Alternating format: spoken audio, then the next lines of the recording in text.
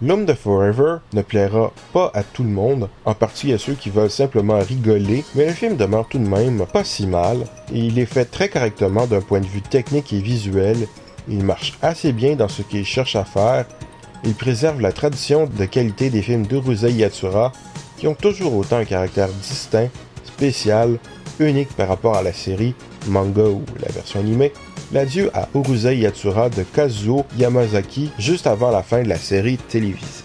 La boîte produisant la série, Kitty Film, veut se lancer dans l'adaptation d'une autre série de Rumiko, sur laquelle je reviendrai, et toute l'équipe d'Urusei Yatsura, qui en a franchement marre depuis le temps, embarque dans le train, et donc la série télé s'est terminée.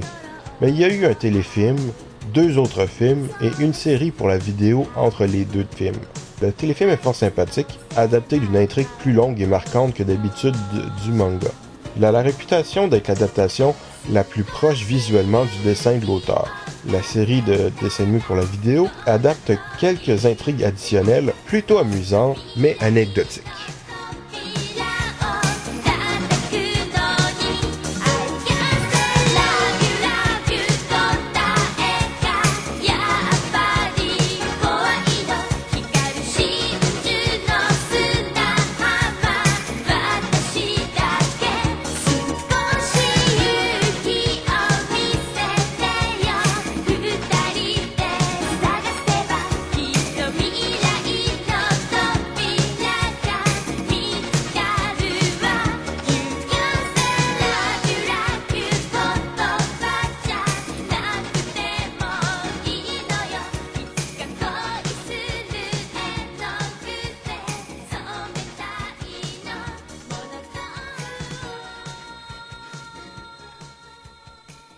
Comme le titre du 5e film d'Urusei Yatsura, The Final Chapter, peut le laisser présumer, c'est la conclusion de la série, adaptée de la dernière histoire en plusieurs parties du manga. Et ce film correspond certainement aux attentes que pourrait soulever la fin d'Urusei Yatsura, un très bon divertissement. Le film fait toujours référence aux innombrables personnages et situations précédentes de la série, mais se concentrant sur la relation entre Loom et Ataru est fort compréhensible sans trop de connaissances préalables, à la limite une lecture d'une présentation des personnages comme le second film, ou simplement avoir vu quelques-uns des films précédents. Quoique ça ne ferait pas de mal d'avoir vu ou ne serait-ce que lu le premier épisode de la série manga ou animé. À la surprise de tout le monde, dont Loom, surgit un fiancé de cette dernière qui va l'enlever. Ataru et ses alliés vont partir à sa recherche, mais la situation va bien sûr dégénérer, et encore plus. Nos héros vont-ils finir ensemble? Ataru aime-t-il Loom? Va-t-il le déclarer à Loom? Ce film fort divertissant nous amène à la résolution de la série, donc film absolument à voir pour quiconque s'intéresse à l'univers de l'amour. この町に災い事が起こらねばよいが。ベ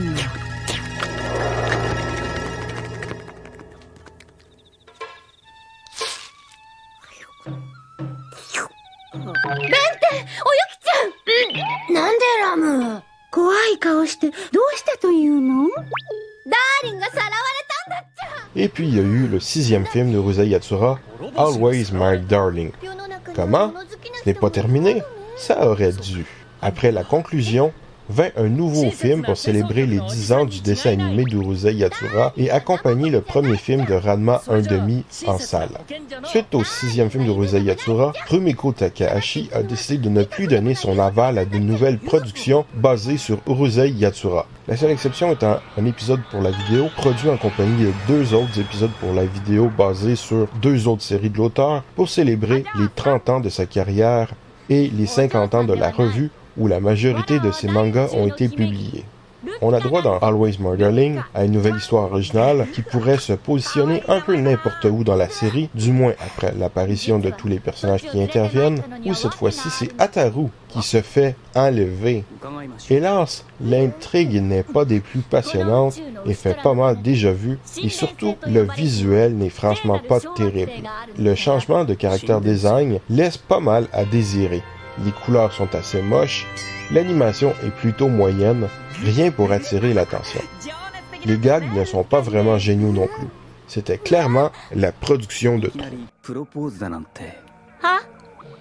その神殿で二人して厳かに結婚式を挙げようという。誰がそんなこと言ったのか。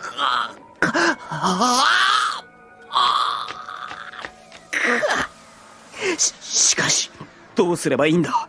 こんないい女に迫られてラッキーではあるが、結婚なんぞしてしまったらもうガールハントができんじゃないか。だからといってせっかく目の前にいるいい女をみすみす逃すというのも。一体あやつの思考回路はどうなっておるのだ。考えるだけ無駄という気もしますが。まともに話ができる相手ではないことだけは確かですな。仕方がない。背に腹は変えられん。神殿といってもすぐに結婚式というわけではないぞ。え？まずは二人して付き合い、互いの理解を深めなければ。深めましょしかし、わらわは何と言っても大宇宙の姫君じゃ。え？わらわと付き合うには、さっき話した宇宙の牛虎の彼方、神殿星の奥にあるクリスタルの壺を手に入れなければならない。そういう厳しい掟があるのじゃ。そんな掟あったかな。クリスタルの壺？